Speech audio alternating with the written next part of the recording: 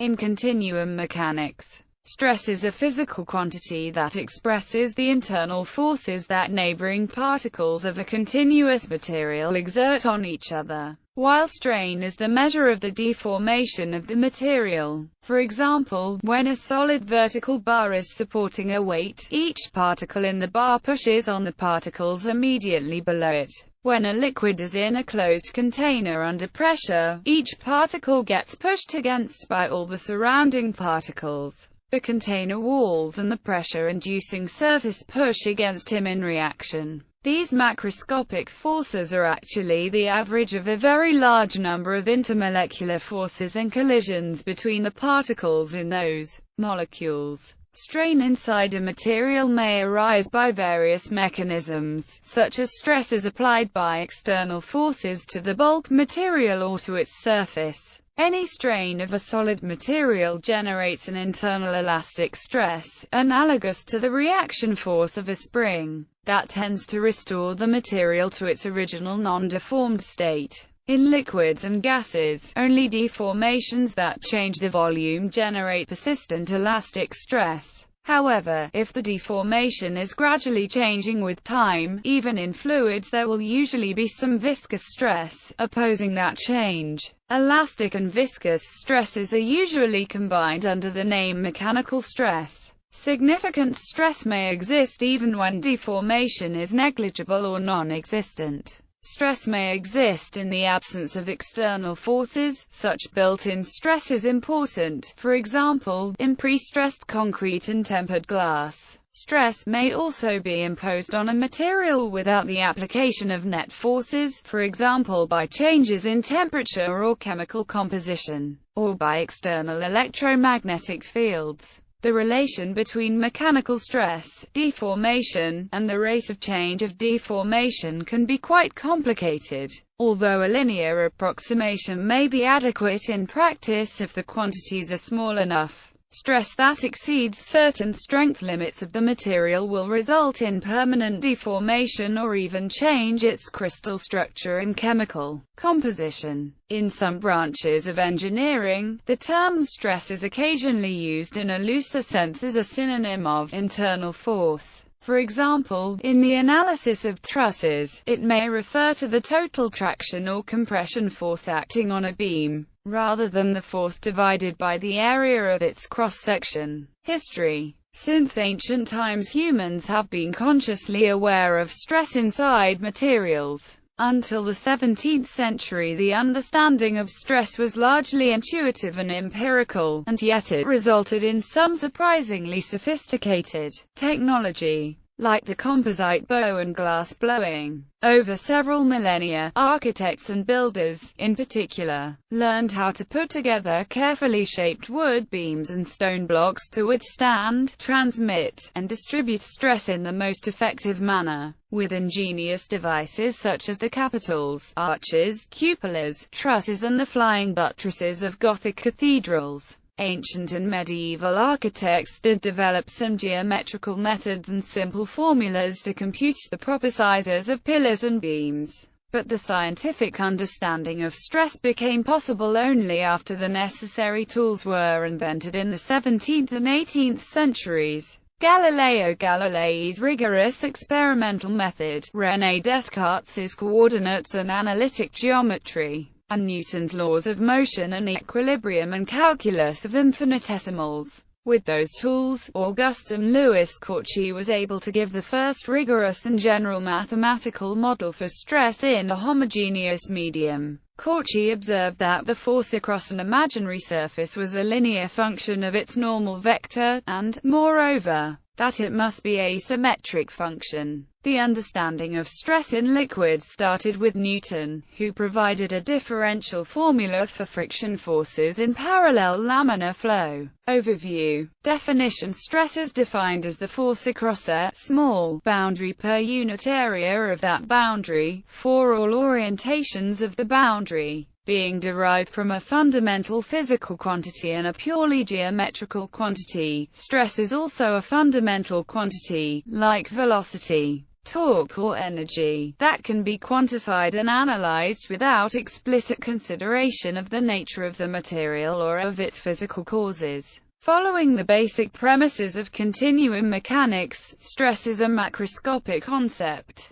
Namely, the particles considered in its definition and analysis should be just small enough to be treated as homogeneous in composition and state, but still large enough to ignore quantum effects and the detailed motions of molecules. Thus, the force between two particles is actually the average of a very large number of atomic forces between their molecules, and physical quantities like mass, velocity, and forces that act through the bulk of three-dimensional bodies, like gravity, are assumed to be smoothly distributed over them. Depending on the context, one may also assume that the particles are large enough to allow the averaging out of other microscopic features, like the grains of a metal rod or the fibers of a piece of wood. Quantitatively, the stress is expressed by the Cauchy traction vector T, defined as the traction force F between adjacent parts of the material across an imaginary, separating surface S,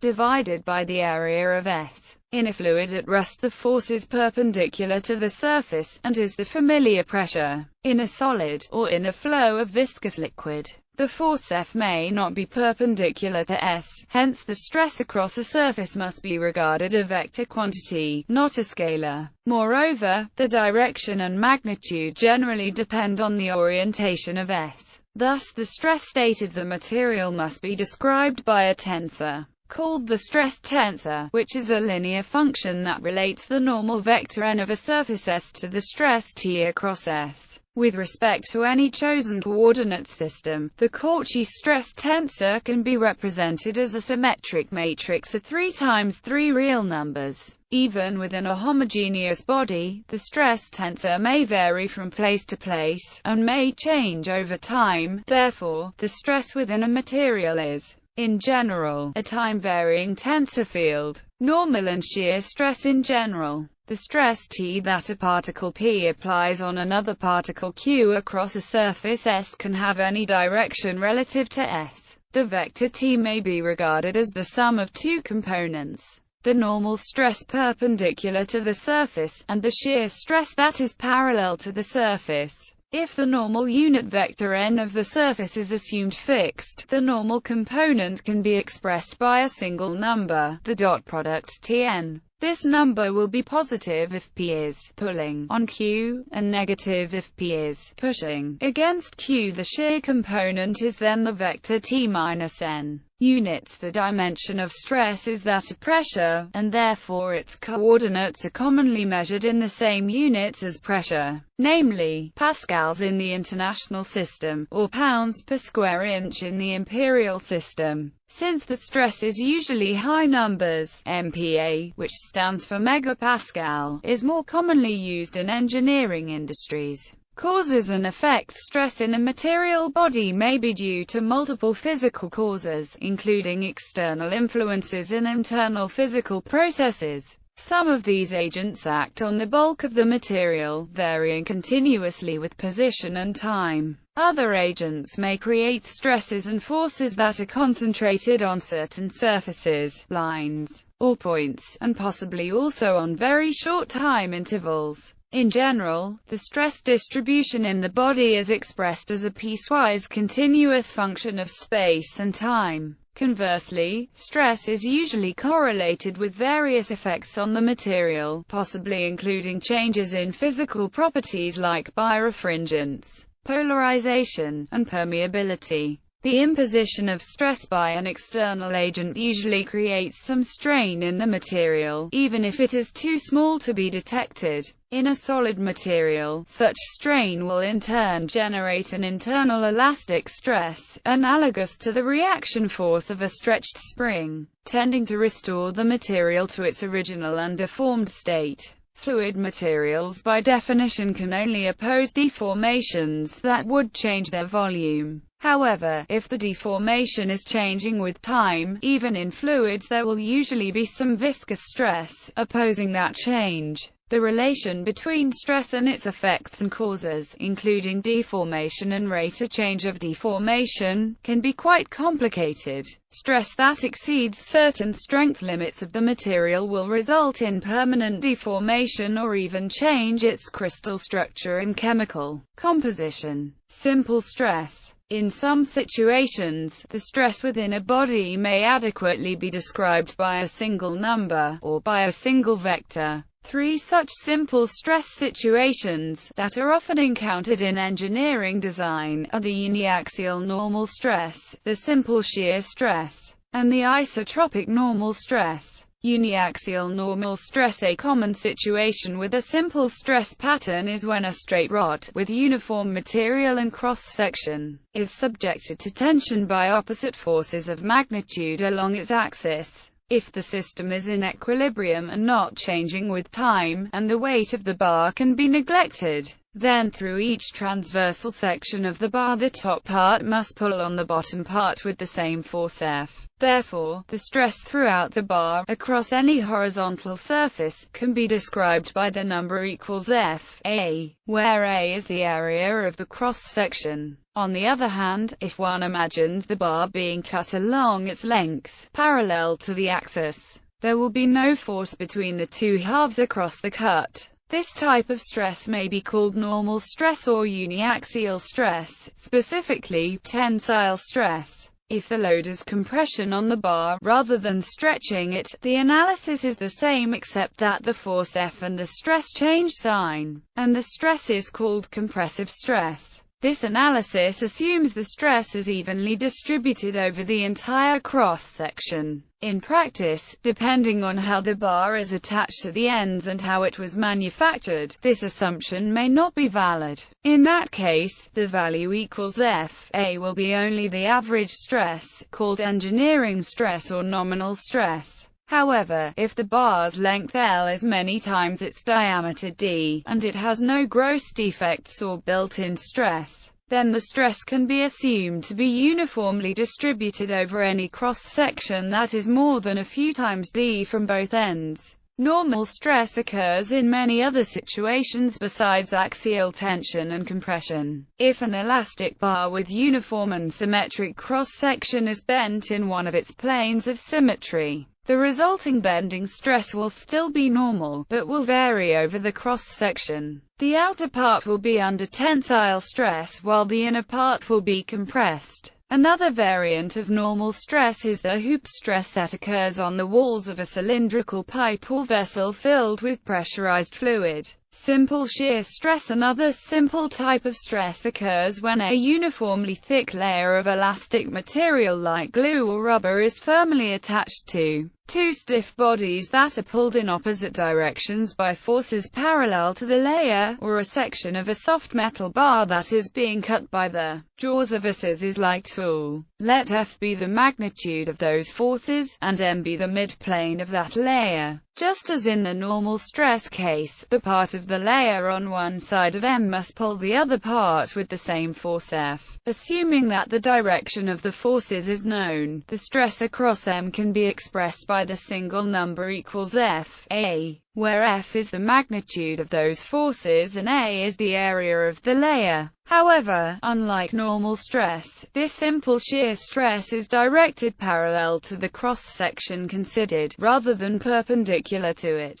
For any plane S that is perpendicular to the layer, the net internal force across S, and hence the stress, will be zero. As in the case of an axially loaded bar, in practice the shear stress may not be uniformly distributed over the layer, so, as before, the ratio F/A will only be an average stress. However, that average is often sufficient for practical purposes. Shear stress is observed also when a cylindrical bar such as a shaft is subjected to opposite torques at its ends. In that case, the shear stress on each cross-section is parallel to the cross-section, but oriented tangentially relative to the axis, and increases with distance from the axis. Significant shear stress occurs in the middle plate of I-beams under bending loads, due to the web constraining the end plates. Isotropic stress, another simple type of stress, occurs when the material body is under equal compression or tension in all directions.